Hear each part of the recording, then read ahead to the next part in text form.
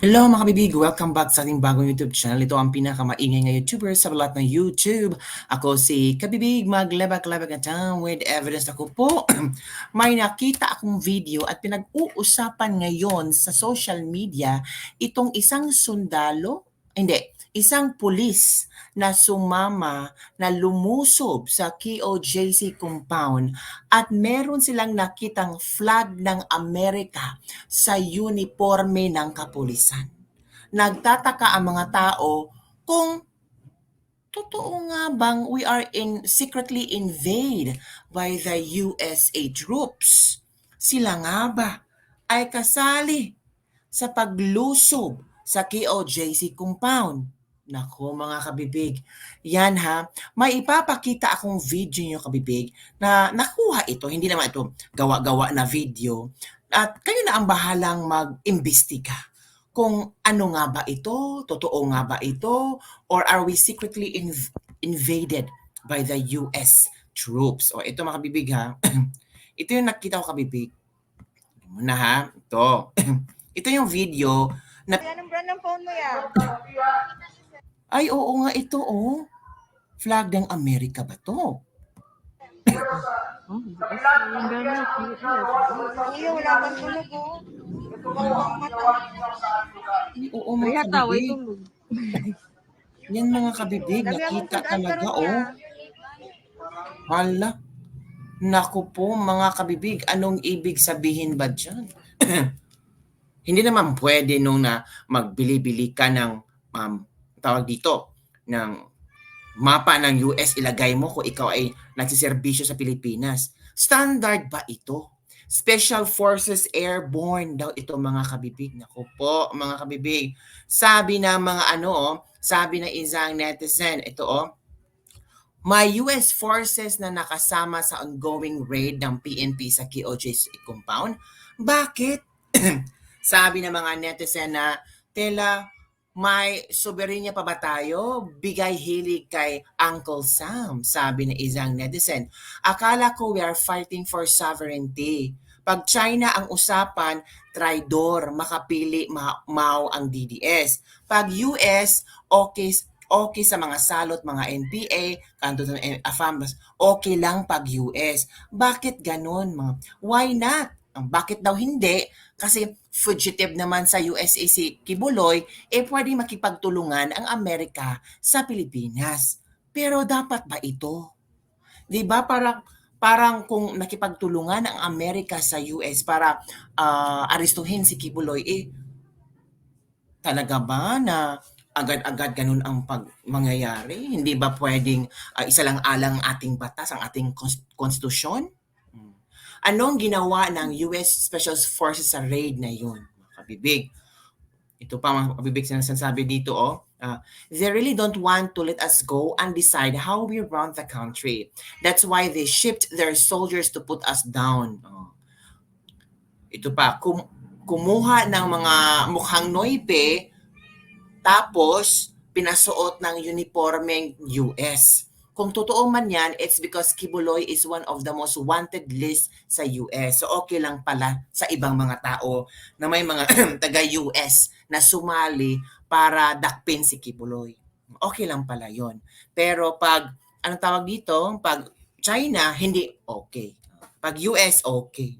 Anong tawag dito ba? Discrimination naman yan. Ito pa. Kala ko, son of God si Kibuloy. Dapat alam niya papunta na US sa kanya. Si General Torre ang bagong bayani ng bansang Pilipinas. Mabuhay ka, General Torre. Sabing iba ha, bagong bayani sa Pilipinas ay si General Torre. Ito pa ang mga sinasabi ng mga ilang netizen. Kalma lang po, baka bumili sa Shopee ang pulis na iyan at inilagay lang sa uniforme. Hala, pwede pala yun?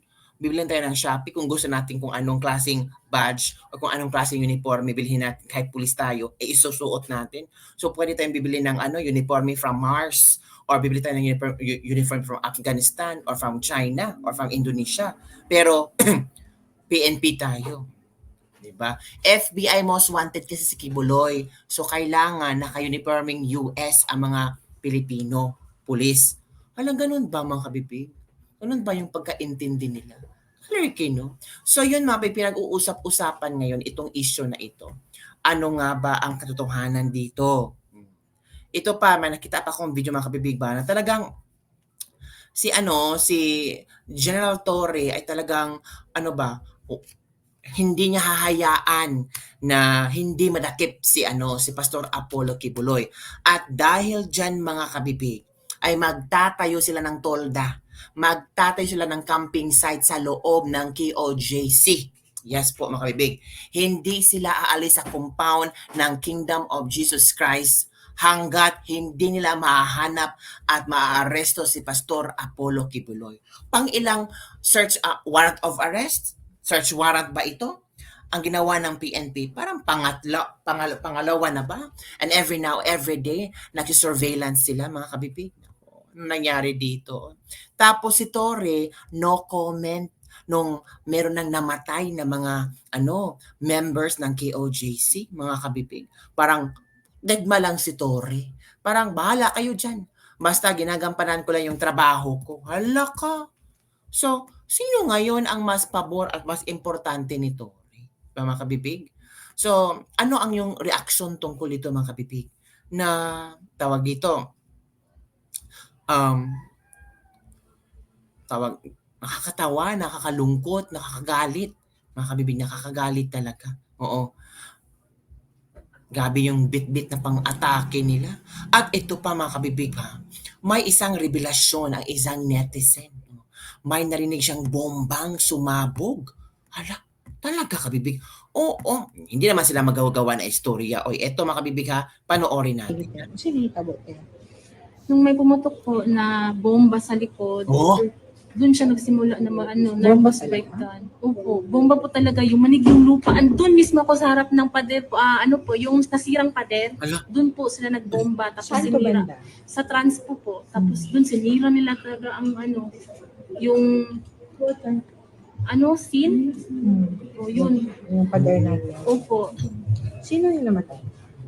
Angkel po namin. Angkel ng husband ko po.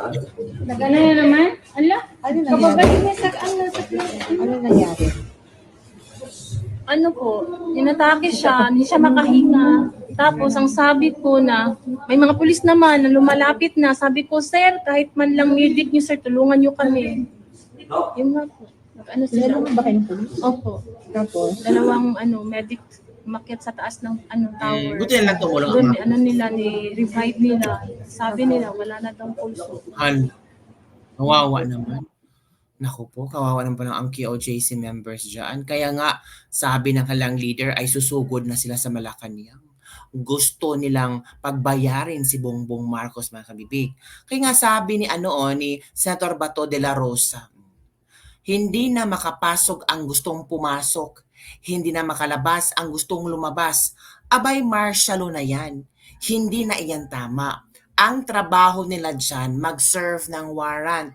Ngayong na-serve na nila ang warrant at wala doon yung sineserve nila, so, i-return nila yung warrant sa korte o ano pang next procedure na gagawin nila. Basta lisanin nila ang lugar. Bakit? Binayaran ba ni Torre ang lugar na iyan at siya na ang nagmamay-ari? Hindi na siguro tama iyan. Kasi ang Torres Group, kasi yung sinabi kong kabibig, mag-build ng campsite talaga. Maglalagay sila ng camping sa loob ng KOJC. Ito yung video, pakita ko sa inyo Ito yung video na excited na silang mag-camping sa loob ng KOJC. Kaya sabi ni Senator Bato de la Rosa, kailangan nilang lisanin. Ito Ito kabibig Yan mga lumusok na pulis pangunay ni Cory magtatayo ng tent sa loob ng KOJC compound para manatili hanggang kailan nila gusto mananatili sila sa loob ng taga-compound, di may pasudlon. At yung mga taga-compound ay bawal na pumasok. Grabe naman. So sila, pwedeng pumasok. Pero yung QOJC members, bawal lang pumasok. Victory at yung PNP, pwede silang pumasok, mag-camping sila doon hanggang makuha nila si Digong. Na grabe, ha? Grabe talaga mga nakakatakot.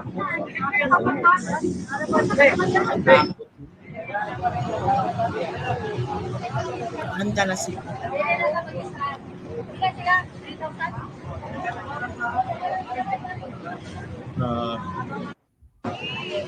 Ngayon mga kapatid, naghahanda ng grupo ni na Nick Torre para mag-camping sa loob ng KOJC. Hala ka mga kapatid. Sino kayang ano ang iyong komento tungkol dito? Nagbabahala na rin ako mga kabibig kasi kapwa Pilipino din iyon nasa KOJC. Uy, sabihin ng mga iba, taga Mindanao yan. Okay lang yan. Gusto nila yan. Huwag naman po kayong ganun. Hindi nila ito gusto. Ang gusto nila, kapayapaan. Pero para yatang inabuso ang kailang karapatan. Tingnan mo nga, bawal lang pumasok sa KOJC compound. Ang pwede lang pumasok, ang dapat may pahintulot kay Nick Torre. Ang pwedeng pumasok ay yung mga PNP. Kaya nga mag-camping-camping sila doon sa loob ng KOJC compound. Tama ba yan? Kaya nga sinupal pa sila ni Bato de la Rosa. Bakit? Binayaran ba ni Torre ang lugar na iyan at siya na ang nagmamayari? Hindi na siguro tama iyan. Kung tapos na silang mag-serve ng warrant of arrest, tapos wala ang tao doon, ibalik nila ang warrant of arrest sa korte at umalis na sila sa lugar na yan. Lisan nila yung lugar na yan. Pero bakit maglalagay ng camping site senatore sa loob ng KOJC? Sino ang namamahala? Sino ang nagbibigay order ni Torre? Kawawa on the other side, kawawa si Torre mga karibig. Kasi pag magkasukaso itong si Torre ang madidiin. No? Itong si Torre talaga ang madidiin.